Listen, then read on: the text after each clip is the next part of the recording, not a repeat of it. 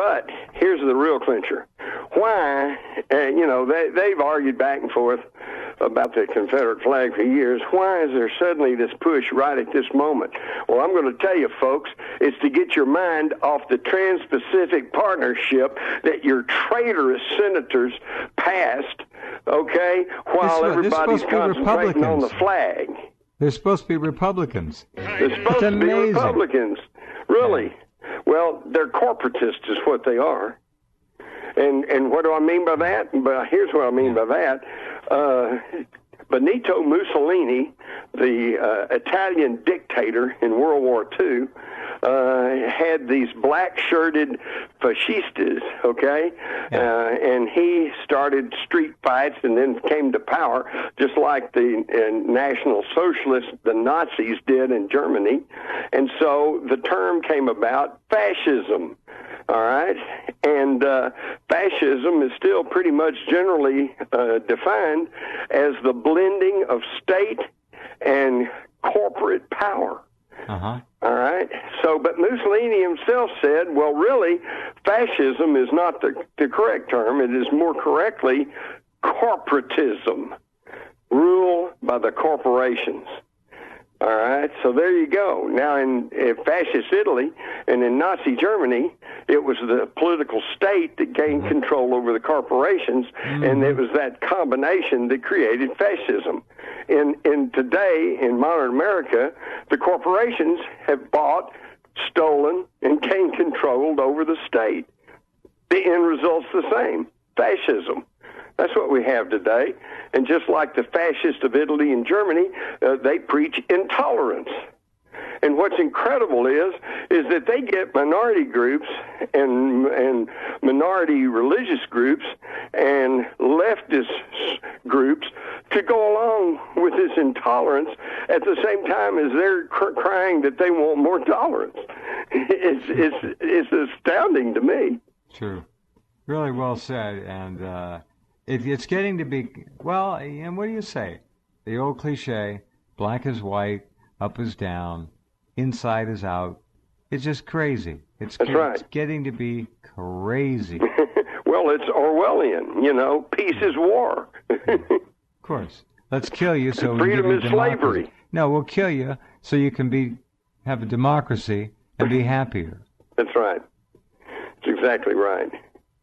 The whole thing's just nuts, and what gets me is I can't get too upset about some of these leaders because that's what they've done all through history is find all kinds of buttons to push to get the people to blindly follow them. Easy so that's just kind of what they do, know.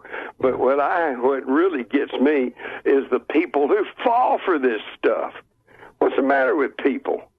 When I see these films of Nuremberg Stadium filled with about 1 million Germans, and they're all going, Sieg, Sieg. What's that tell you? And there was a dream, and those people captured the dream in their minds and hearts, and they believed, because they had been crushed and just denigrated beyond all measure with the Treaty of Versailles. Right. And you can't abuse people like that. But just think about it. If all those Germans and when Hitler got up and started ranting and screaming and waving his fist, if they just said, well, this guy's nuts, and turned around and walked off, none of that World War II, Holocaust, none of that would have happened. Because there's no leader in history who's been able to do anything on their own. They've got to have a following. And we don't know what happened in World War II. We don't even know the truth of that. No, we don't. We do not know the truth of World War II. The one truth I do know, I'm now convinced of, and you've been talking about this for some time off and on recently, is that Hitler and Eva Braun, they got away. Oh, yeah. Yeah, they lived. In fact, Eva Braun died just apparently a few years ago. Hitler and Eva went to Argentina, first to Bariloche, and then to Cordova, and then to one other place where he did die in 1962, I believe, or 62. I think it was 62. And it is said that he's buried down there. Now, there's another story I ran across of a woman aviator, not Hannah Reich, another one, Anna Kleischmer or something. Anyway, she's still alive, Jim, living in Southern California. She flew the Junkers 6-engine JU, what the hell was it, 339 or something. She flew that plane over Canada and then down over New York. They took pictures. Yeah. And they flew all the way back to Germany. She flew it. Yeah. Yep. That was the one that they had scheduled to. Well, that took Adolf and Eva and many others to Argentina. They landed that plane. They know where it landed. It was completely chopped up and thrown in the river as soon as it landed. Yeah. He talked to Harry Cooper about that. I was trying to think because I've got that in my book, The Rise of the Fourth Reich. There is, it was a Junker. I want to say, no, the 262 was a Messerschmitt. No. This is a 360 or something like that. Anyway, it was a 6-engine bomber. Yeah. And they had about 40 of them at this air base up in Norway that they were trying to complete. No, they only made this particular bomber. They only completed 2. The third was not finished when the war ended. I guarantee it. You're thinking of another one. It was an extension, but There's they had other one. big bombers because I know one of them, and this is not the one you're talking about. This is one that flew within 25 miles of New York, and then turned around, took some pictures of the skyline, turned around, and went back. And this was they had about 40 of these, and I think the one you're talking about was almost a prototype that was a extension, a better one. But the whole thing is they were getting ready. They had a nuclear bomb, but the problem was they had no perfected delivery system. They had the A-10 3-stage rocket, which they had dubbed the New York rocket, if that gives you any indication of what their plan was. But they didn't have a good guidance system. In fact, the V-1s and the V-2s that they dropped over London, their guidance system was they measured out the correct amount of fuel so that it would fly over London and then run out of fuel and then drop. Okay? That was their guidance system. So that was the big problem, and they were working on that. So the A-10 rocket might have reached there, but they couldn't have assured of it of hitting any target. And then they had these bombers, including the advanced models that you're talking about. But the problem was they didn't have the airfield finished, and they didn't have enough of them. But so also by that time, by 1945, starting into that year, they realized that, it was all over. The Allies had broken out of Normandy, and the Eastern and the Russian army was pouring in from the east, and there was no stopping them. Terrible tragedy underway. And so they knew, though, that if they had unleashed their nuclear bomb and either hit Paris or London or New York, that the Allies, they wouldn't have sued for peace. They would have obliterated Germany. Yeah. And they would have left no stone standing. Right. And so they cut a deal, the upper echelon, the moneyed people, cut a deal with the moneyed upper crust people of the Pan-American United Kingdom bunch who had funded Hitler to begin with, as you well know. Yeah. Okay, so they cut a deal, and they swapped us their nuclear technology in exchange for immunity.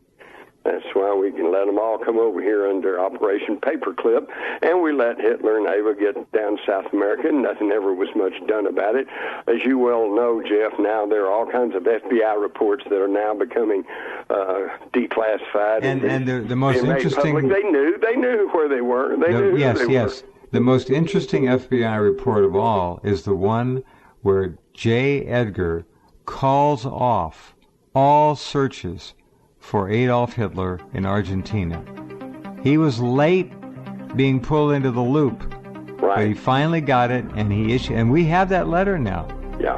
And he issued that letter to all of the members who were working on that team to stop looking for him.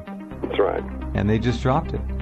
That was the deal. They traded technology for Hitler's life, and Eva Braun and thousands of upper echelon Germans who were able to get away. And exactly. a lot of them got away in American Air Force DC-4s long-distance versions, which were flown by American pilots. Yeah. I knew somebody who knew one of the pilots, and he flew 2 rounds from Spain, and I think they refueled the Canaries, and then he went to Argentina 2 times. He said, but many of his other P-51 squadron pilots made many more trips with Ludi and booty and all kinds of stuff. Mm-hmm. Hold on a second, we'll come right back.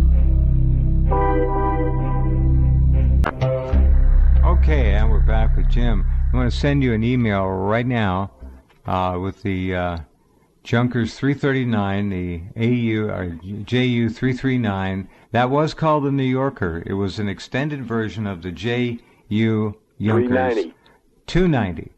220. Jesus. 293. Anyway, I get them confused. I think it's a 390 because I finally found it here. It is 390. There was a 290, then there was a 390. Yeah. You got it. And the 390 was a 6-engine bomber. Here is the quote from the Washington Post, June 29th, 1945. RAF officers today said that the Germans had nearly completed preparations for bombing New York from a colossal airfield near Oslo, Norway, when the war ended. Yeah. 40 giant bombers with a 7,000-mile range. Those were the 290s. Were found on this base. The largest Luftwaffe field I've ever seen, said one officer. Oh, they had 40 290s completed. Wow. Yep. German ground crews said the planes were held in readiness for a mission to New York. Okay, now I also have in my files a 1943 feasibility study map of an atom bomb blast radius on Manhattan Island. I know, I've seen that. I know. Yeah. What does that tell you? All right. Now, how did we get their nuclear technology? We got it from the U-boat U-234. Correct. Which is pretty funny because a lot of the people that were working on it, and particularly some of the Japanese that were well aware of the work that was being done on the atomic bomb, thought, well, these stupid Germans, they can't even get it. It's U-235. Talking about uranium, enriched uranium-235, which they used for the uranium bombs, but U-234 was the U-boat U-234. And 6 days after Germany surrendered, this U-234 had gone through active combat areas with nobody and was spotted, but nothing was done. They finally arrived off the coast of the United States and surrendered to the USS Sutton on May the 14th, 1945. Now, on board the U-234 was 2 of their jet fighters, the Me-262, that had been kind of broken down, and 10 gold-lined cylinders of uranium, 560 kilograms. Now, they tried to say later on that, well, it was just raw uranium, it wasn't enriched uranium, but that's bull, because if it was not enriched, there was no need to have gold-lined cylinders. The gold was there to contain the radiation. But the key to the thing is that also on this U-234 was Dr. Heinz Schlicke and his infrared proximity fuses. One of the problems we had with the Manhattan Project and the development of the atomic bomb was that we couldn't quite come up with fuses that were fast enough to trigger the nuclear explosion.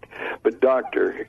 Schlicke had, and he had these infrared proximity fuses. So all of a sudden, we've got everything we needed. Now, follow this timeline. So in early 1945, Roosevelt was told that we had only enriched enough uranium for 1 atomic bomb, and of course we had to test it.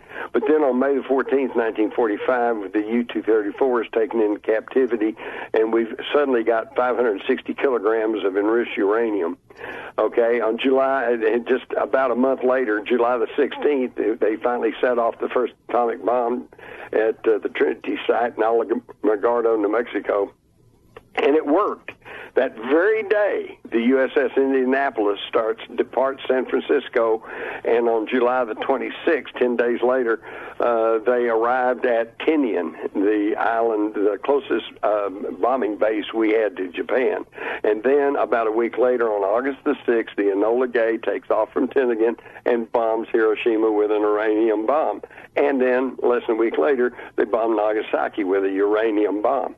All right, how did we suddenly get all this uranium? We got it from the Germans and the Nazis. That was the swap. So see, folks, if you don't know history, you're doomed to repeat it, and the victors can tell you any little cover story they want. Absolutely, and they do. And they do. Oh, they make it up on the fly any way they want to make it up. I can get you Marlene Dietrich's sunglasses if you want. Well, she was one of those Bruce Jenner types early on. Falling in love again. What am I to do? Oh, you're very good. Hey, that was my Marlene Dietrich imitation. No, that was good. That was no imitation. That was good. All right. By the way, before we run out of time or you start hitting me with some musical tune, my new book, Population Control, How Corporate Owners Are Killing Us, is now out, available. Everybody needs to get it because, folks, this goes beyond revelations or politics or philosophical. This is self-defense. If you don't find out what they're doing to you and your family and your kids, I got it right here. You got it. Good. Right here. Good. All right, I'll be right back. I gotta actually run outside for a minute to the studio limousine and pick something up. I'll be right back. Okay, are we back? I hope so. Oh, yeah. Well, and by the way, I thank you for sending me this. I had not seen this article about the most dangerous photo recon mission of World War II. But, yes, indeed, it was a Junkers 390, the six-engine plane, flown by Anna Kreisling. Or she was the co-pilot. And she was a little tiny thing. Yeah. Hey, this was in into August 1943, and they came in over Canada and photographed in heavy industrial plants in Michigan, and then went on to New York. Yeah. And it was over New York that they got spotted, but they flew out over the Atlantic and lost any pursuers. And I am now convinced because that bomb radius study by the Luftwaffe was in the fall of 1943, and so I'll bet you anything it was based on the photographs that Anna and her pilot took. I completely agree. See, this is an unknown. Hannah Reich was the one who everybody knew. She's the most famous one. Yeah, but this gal was a little bitsy thing and tough as nails. Tough as nails. Yeah, that's why they nicknamed her the White Wolf of the Luftwaffe. That's right. Because she had apparently frosty blonde hair and these penetrating blue eyes. Amazing stuff. Yeah, and I was reading the article. It's really fascinating. She was trying to take off, and an American tank showed up, and she stopped and got out, and they thought she was a movie star, but they took her back to the base, and let me see here. Is this true? Take your time. This is fascinating. Yeah, it is. It's great. Okay, Todd, Todd, do me a favor. Turn me down so I can cue up a little piece of music. Keep talking, Jim. Turn me down, Todd. While taxiing in the snow, an American Sherman tank crew captured her after she had turned off the engine and pulling off her flight helmet. They thought she was a movie star. For the next 6 months, she poured coffee for the U.S. Army and did not spend one night in a POW camp. Everyone thought she was part of Bob Hope's USO show. Isn't that great? Keep going for a little longer. All right. What else was there? In the November-December issue of Air Progress magazine in 1965, they finally mentioned the Junkers 390 overflying Michigan and New York. But this was held top secret all throughout World War II and the Cold War. Okay, they didn't want anybody to know that you could penetrate our air that well. That makes the lonely winter almost a little more. And if you look in the books, they'll say only 2 of these Ju-390s were built. See, and that's kind of what you were saying. You said there's only 1 or 2. But here they say actually there's about 11 built, although that Washington Post article in 45 said they had 40 of them. But they were being used in Russia to fly Japanese-held fields in China. Weren't they the 290s, Jim? I don't know of a 290. It's just the 390. No, there was a 290. Look it up. Okay. And I can't imagine they had 40 390s. I just can't, because I've been told over and over again they had 2, and the third was in construction. But check it out. Look for the 290. Yeah, they did have 290s. Yeah, and they almost looked the same, except the 290 was a 4-engine. That's right. Bomber, and the 390 was a 6-engine bomber. Most impressive looking. Go ahead. Only 47 Ju-390s were built. Okay, so there we go.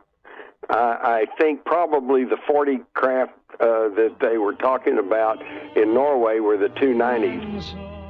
But they had, let's see, it says here that, it doesn't say how many they had, but it says it was a plane that might have been. Jim's new book, what was the original title going to be? Death Culture. Death Culture. Yeah. Now, you see, that would have sold. I just don't understand. You come up with these brilliant titles. Maybe you should just sell titles to books for a living. Well, but they keep chunking them, you know. I know. I'm still upset about the fact that they changed my title from Zombie Nation. Oh, I would be too. To The $1 Trillion Conspiracy. Well, and maybe it got one placed day. on the economic finance shelf. Can you get the damn book rights back someday? Well, or just write, hey, you know what? Just write another one on your own. We'll electronically publish it. There you go. The hell with it. That Zombie Nation. It's getting more and more easy to do that. You ought to. Oh, it's with ridiculous. Now with publishing on demand, and you can build the thing in your computer. You self-publish. You could also put video to it on Amazon, and then the only thing you're lacking is just publicity. You can put video to it too, and just copyright the title, keep it. It's perfect. All right. What kills me is this was like 2000. Yeah, I remember. 11, we went through this. It was miserable. We went through it, and now look, the zombie fad is just going as strong as ever. You know, it's absolutely it has not peaked. It's roaring right along. It's going to. They're teaching American troops something about how to kill zombies. Right. I read that. Did you see that story? Yeah, I saw that, and of course, and that's pretty creepy because if you think about it, before every war, there has to be an effort to dehumanize your enemy. Okay, you got it. Because you can't get people to go out and kill people if they think they're just killing people. But if they're bestial Japs, or if they're nasty Nazis, or if they're zombies, well, you can shoot them all day long. ISIS. Don't forget about ISIS. Oh, ISIS. Yeah, the beheaders. Yeah, of course. All right, time we got to get a little music in here. Buy my books, and the most recent example of Buy Jim's books is Population Control, otherwise known as Zombie Nation 2.0. That's it. How corporate owners are killing us. And quickly, let me get in my caveat, because I'm not blaming all corporations or even all corporate officers. You love those people. It's all right. Well, there's a lot of presidents, vice presidents, people working for the corporations, and they're all good people. They're fine people. They got Harvard business degrees, but they're capable administrators. They are there to see the machine runs quietly, smoothly, efficiently, and that the bottom line stays going. They don't make the policy decisions.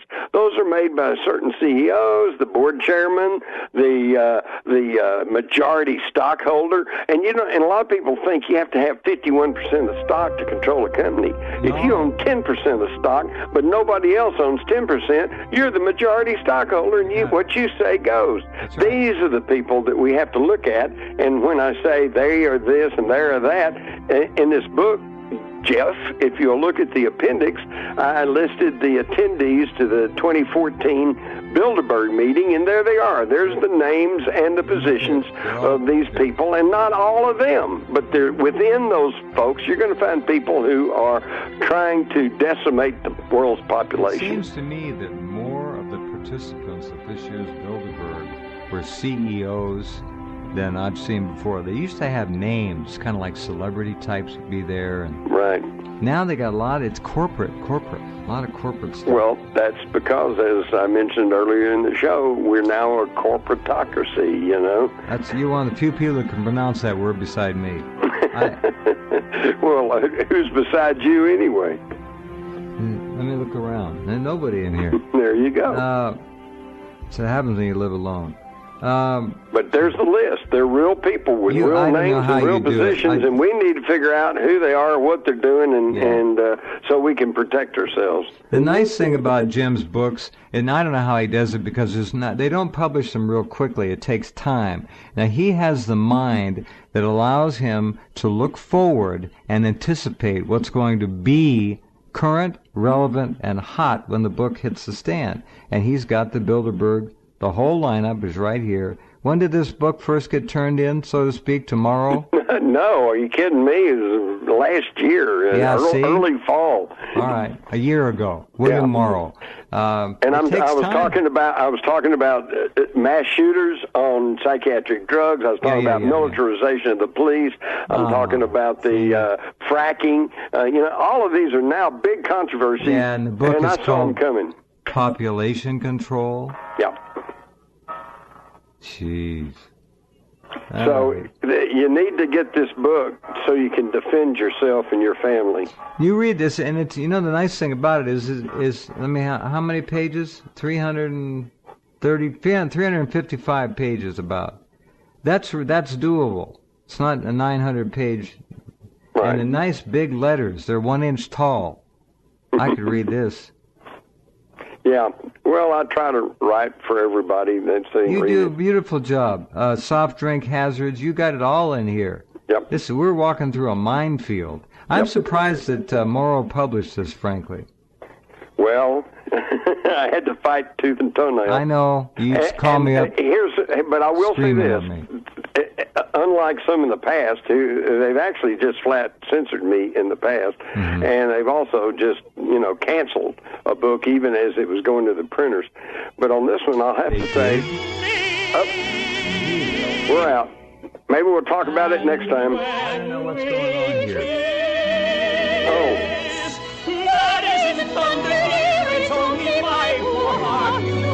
How'd that woman get in there? I was alone here, too. I shouldn't. How'd that woman over there get in the corner singing. I don't know what the hell she's doing. Anyway, listen, congratulations on the... I want to, we don't have time to get into this, but remind me next time. I want to tell you about the White House chef who served both the Bush family and the Clinton family, and is on the record as saying that, see, they don't eat the same thing we do. They eat only nutritious foods and organic foods. They even had a garden on the roof of the White House. Is that true? Yeah, and so he came out and says this, and then, oh my gosh, just a few weeks ago, they found his body off a hiking trail. Said I guess he tripped and drowned. So what's that? Oh, man. How many bodies does that make in the wake of the Clinton Well, let me tell you. Political just about 8 weeks ago, this was almost a body, a dead one. Yes. And I'm very lucky. They're making their moves. They are killing people, and I have to be... I just... When you're in a wreck, Jim, and there are eyewitnesses, and they're standing there watching, and you're dead in the car for all they can tell, and a pickup truck with two guys comes racing up before the fire trucks get there. Two guys jump out, go right into your car to the broken glass and the doors busted open, and start looking for something. And then when the fire trucks just about are to arrive, they pull back, jump in their truck, and take off. What does that tell you? Well, what do you think they could have been looking for? You're kind of like me. If you know something, you tell it over the air. They were looking for a part of the operation. Ah, the part that could, They can shut your brain off. Probably a little device. They're looking for something. Anyway.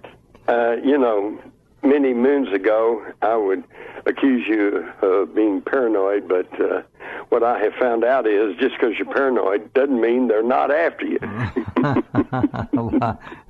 That's great. All right, we'll talk. You take care.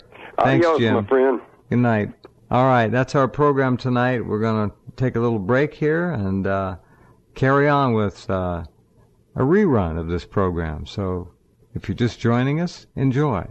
And the network runs 24 hours a day. And we're adding more people, by the way. Really, really interesting people. So stay tuned.